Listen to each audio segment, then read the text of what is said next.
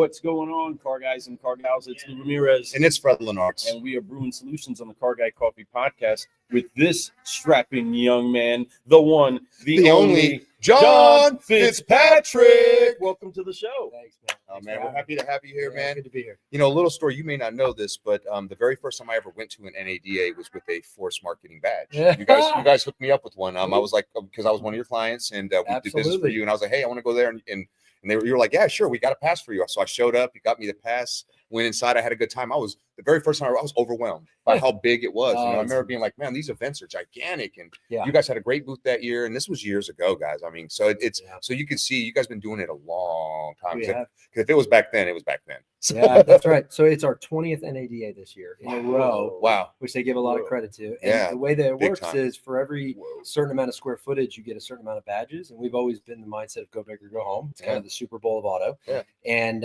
even when we couldn't afford it 20 years ago, right? We just kind of came out. I remember our first line was like fastest growing automotive marketing company in the space. We were just like, prove us wrong. Yeah. Because if I went from 1 to 10, that's pretty fast growing. That's fast. That's growing, right? So in those early days when we had a bigger booth, but not really even the staff to fill it, we would be like, hey, who are our closest partners? So that's awesome that you got one of those. Yeah, I was very fortunate. It was a great time. I brought my wife with me. She went out and did her Vegas stuff while I was at the event, having fun, mingling with people. Like I said, it was my very first rodeo, and I was like lost. Speaking of that, when you talk about your wife having fun in Vegas and you're at Vegas, NADA should always be in Vegas, in my opinion. Yeah, I agree. Vegas is built for auto, right? It is. I mean, and it's built for conventions, and especially it's built one that for size. collaboration. For that one of that size, it has to be. Just keep it in Vegas. That's just my personal opinion. No offense to the other cities. New Orleans is great. Orlando's great. Other cities are great. Dallas did a great job. Vegas is built for it. Yeah, Dallas actually did a great job, but it's still not the level that Vegas brings it. And again, this is the Super Bowl of all our events, and it's so many people show up, and there's plenty of rooms, there's plenty of opportunities, there's plenty of places to eat. The networking is phenomenal, but the space that we have, the convention center in Las Vegas, that's massive. So everyone could be there, and then you could learn a lot more. So it's awesome. That's right.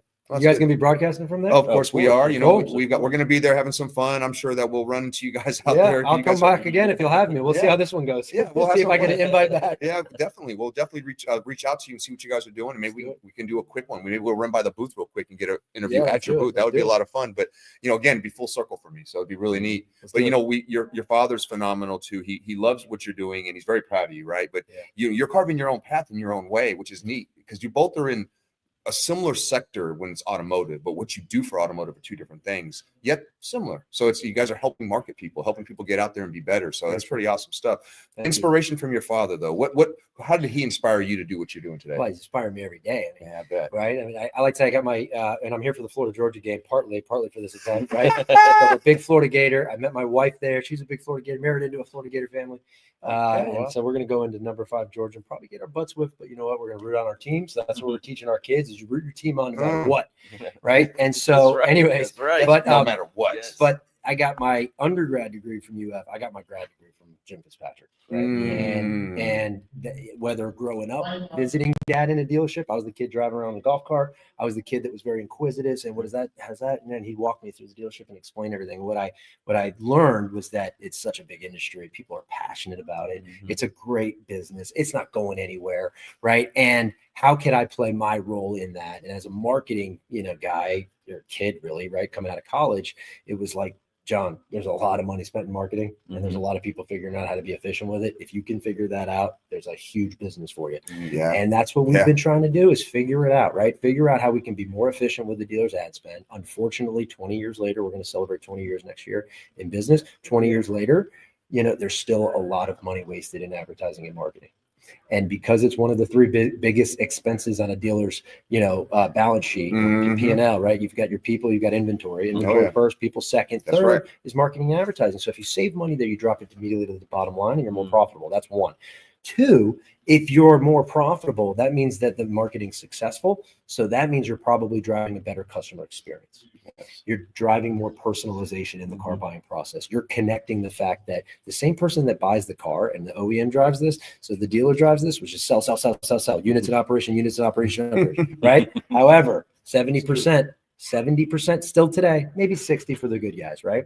Are losing the service business to Jiffy Lube, Meineke, National Tire Battery, you fill in the blank. Costco, wherever you want to go. Oh yeah. Right. So we also know 80% of a dealer's profits are made in fixed ops.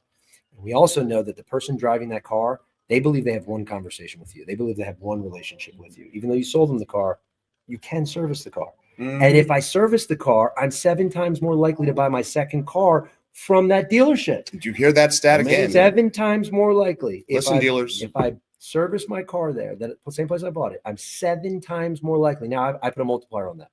The 5-store group from before COVID now has 15, 20, 25 stores, right? So if I bought my Toyota and I come back around and I want to buy a BMW, chances are that group has a BMW to offer me. So if I service at my Toyota dealership and I'm really good at inventory management and handling the customer, meeting them where they are with wherever they are, and I'm not selfish about Toyota, I'm selfish about John Fitzpatrick Automotive Group, then I should be able to say, let me take that Toyota on a trade. By the way, let me keep it at my Toyota store because it's worth more to me there than it is at my BMW store.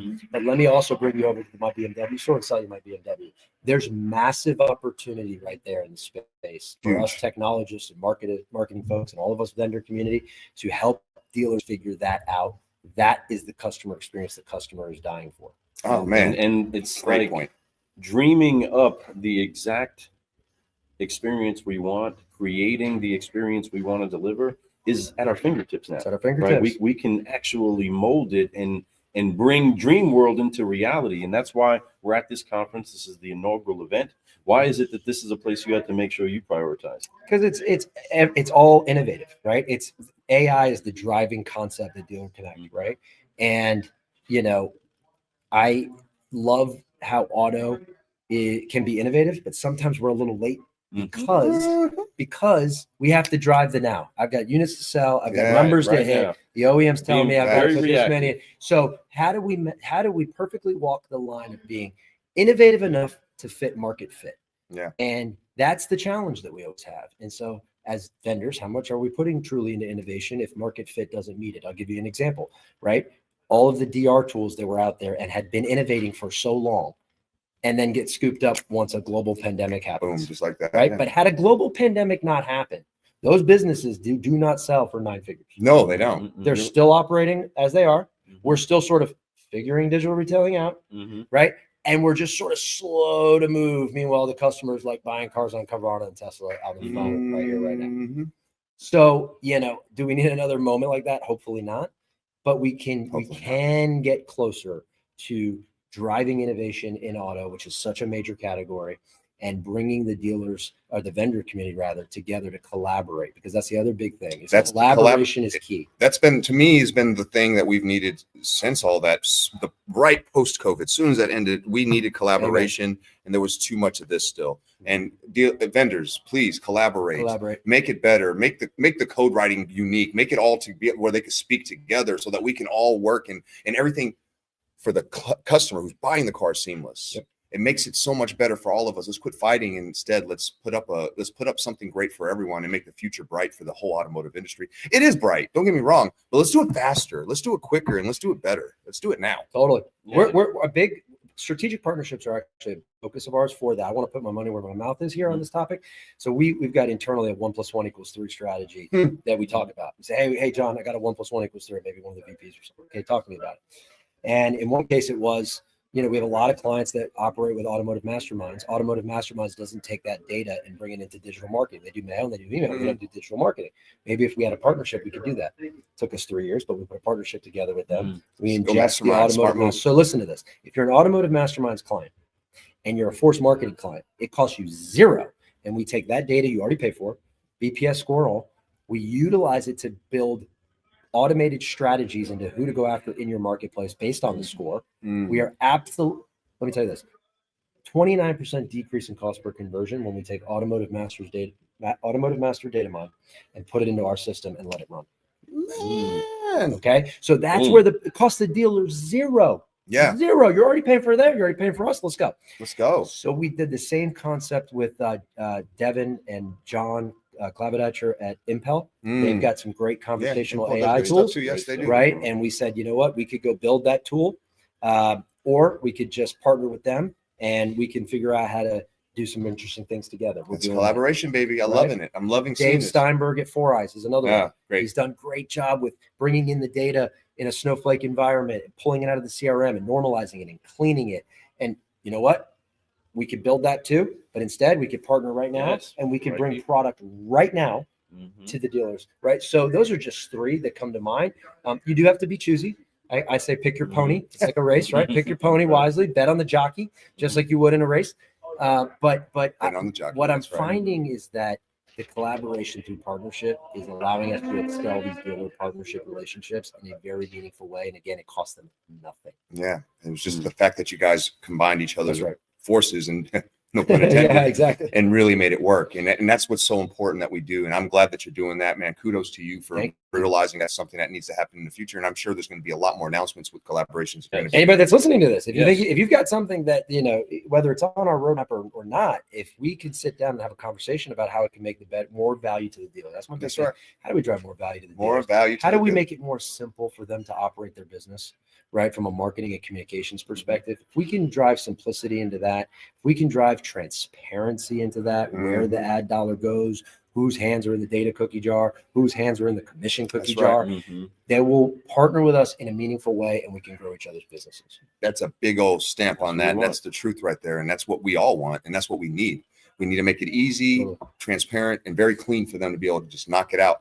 With all the technology we have today, it should be that way. It shouldn't be harder than it was 20 years ago. It should be a lot easier. I know there's a lot more data to feed through, but we have AI. We have all these cool things that can just point out what you need really quick and really simple. So utilize it, team up with people, collaborate, reach out to Force Marketing. We got the QR code right above Lou's head, folks. If you need some more information, make sure you go check out their website. They got a lot of great stuff on there. Connect with them, get a demo, learn something. I promise you. And if you're a vendor and you're looking to collaborate and you don't know if maybe it's the space for you, reach out and have the combo. They'll still have a conversation, and you may learn something and they'll learn something. And then worst case scenario, you leave there better. That's it. Yeah, think about that. Truly worst case scenario is like, you know what?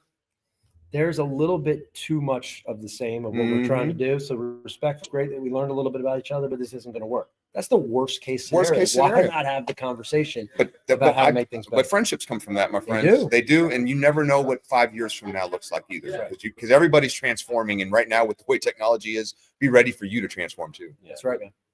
No doubt that we will all go to another level if we learn how to stop, collaborate, and listen. That's right. Mic check 1, 2. That's right. That's right.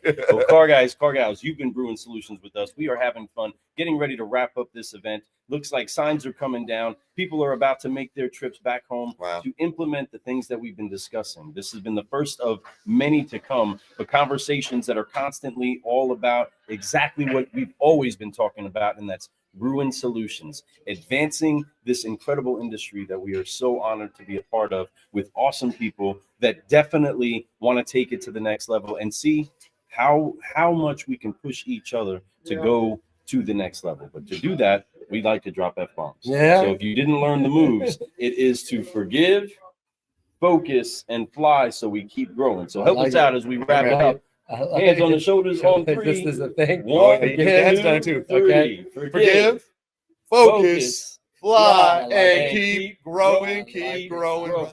That's the key to keep growing. Everybody. We'll see y'all later. Ramirez, and I'm Frelin Arts. And you've been brewing solutions on the Car Guy Coffee Podcast at DealerConnect 2025, coming to a wrap with the one, the only, John Fitzpatrick. We'll see you soon.